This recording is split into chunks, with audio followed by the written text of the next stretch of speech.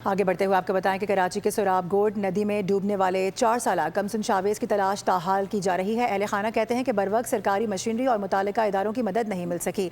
अपनी मदद आपके तहत नदी में बच्चे की तलाश में मसरूफ़ अमल हैं। इसी हवाले से मजीद बता रहे हैं खुर्रम गुलजार।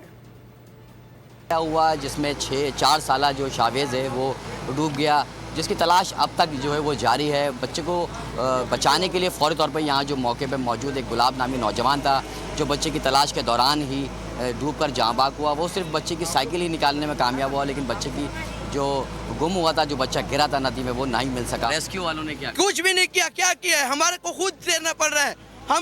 हमारे को तैरना नहीं आता पर लेकिन फिर भी हम अपने सांस के साथ खेल रहे हैं, क्योंकि आज गरीब बच्चे के साथ ऐसे हो रहा है।